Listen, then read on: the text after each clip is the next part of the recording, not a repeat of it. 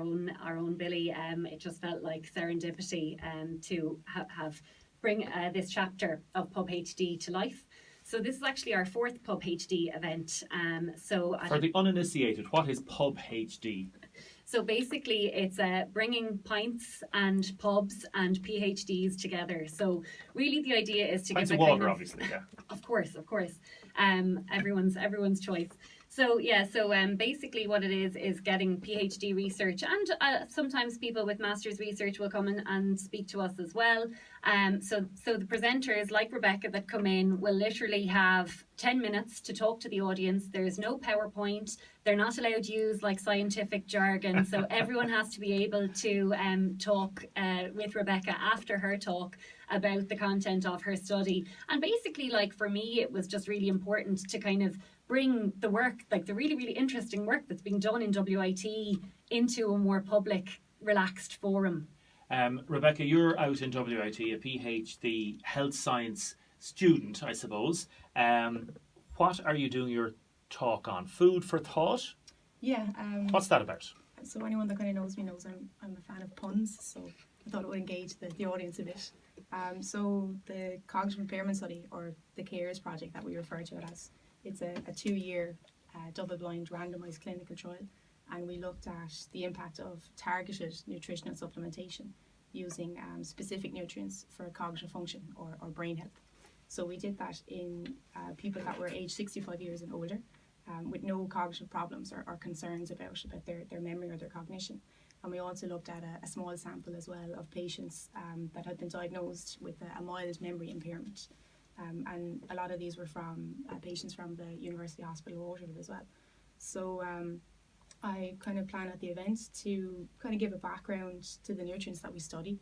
So we study carotenoids, which are plant-based pigments. We study omega-3 fatty acids, which are important for our brain. And vitamin E as well, which is another antioxidant. So I'll give a little bit about a background to that and why we study them, you know.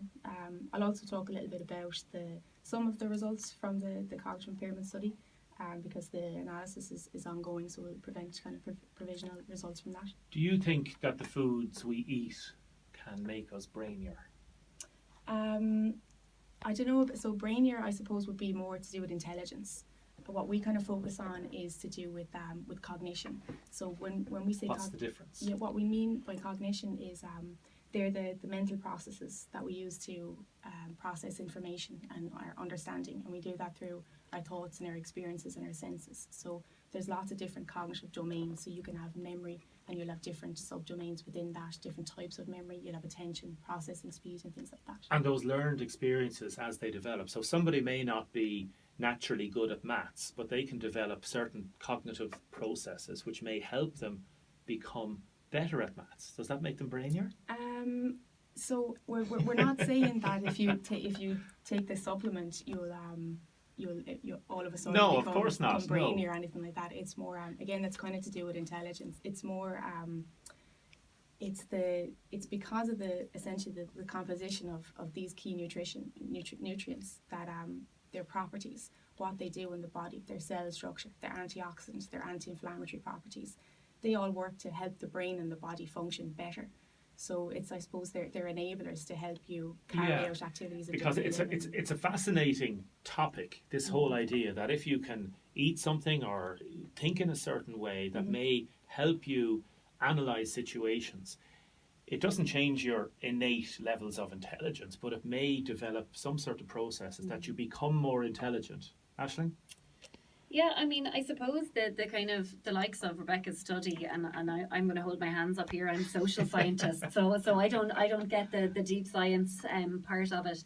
But I suppose what you're looking at is activating people's capacity to use all of their innate brain function. So like that, you might find that someone is super brainy, but they're eating all the wrong foods, or they're not getting the right nutrients, and therefore they can't access that capacity to use that. So I suppose that might be a way to look at how we can enhance intelligence through projects like this. If you look at the research, and you take those specific nutrients, they correlate with their association. So people with higher amounts of carotenoids or omega-3 fatty acids tend to do better on the assessments that we do to do with memory or attention or processing speed. So be that from the diet or from the supplements, the more you have, the better you're supposed to do on tests with that. You can't really say that there's no one test to say that, you know, you do or you don't, you're absolutely brilliant at X, Y, or Z. But that's why it's important that you do kind of as many measurements as you can. And then you have to remember that it's done in a clinic setting as well, that it's in the research environment. So you can't really take that from a clinician's perspective as well. Some of the elements will cross over, but the clinician can use that information then to form maybe, if someone has a memory impairment, that's one step, and then they'll look at maybe other things like the clinical history and make a more informed picture of what's happening to that particular person. Has your research led you to eat in different ways yourself? I'm absolutely more conscious about what I eat.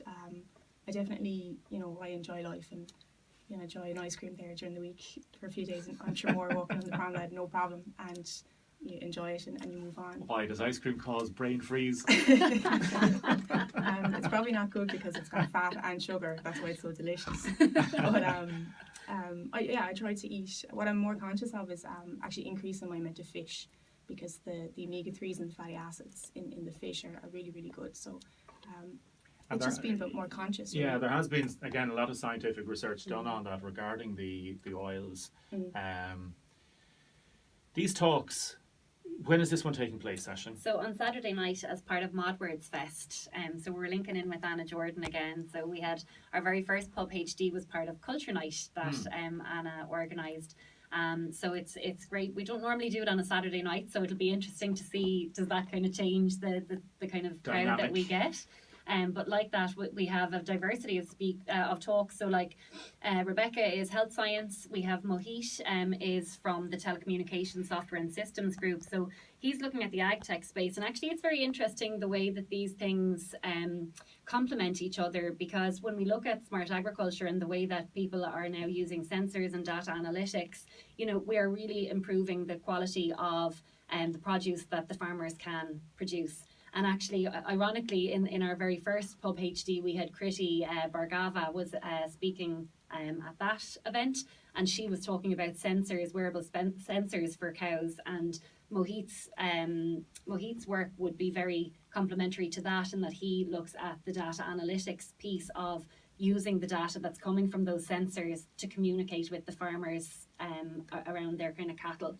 And where is this going to take place? The Munster Bar at 7 o'clock on Saturday night. And is it open to everybody, or is open to the public? Like the whole idea is that everyone can come and engage. They can come and chat with Rebecca about her work, with Mohit about his, and with Orla, who's doing her PhD in marketing. So like talking to her about how she's looking at the different ways that people develop their marketing campaigns, which naturally, for Rebecca's study, like the marketing of the results are so important. So you can really see how the disciplines come together. Even the marketing of it's important that we can't do the research unless people know about it. It's because a lot of our research is based on clinical trials, so we rely on members of the public to volunteer. So it's great to know that there's marketing, to get into that dynamic and tap into that resource as well in the institute.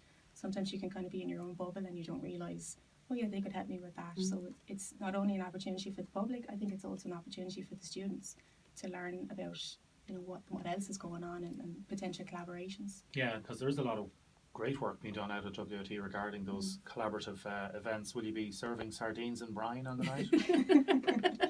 I don't know, actually. Well, there are definitely prawns on the menu. I don't know when they're deep fried. Does that take away some of the Come on, Rebecca, does it, Rebecca? Does it? I suppose maybe the red wine. There's flavonoids in the red wine, so maybe in moderation might be beneficial. In moderation, yes.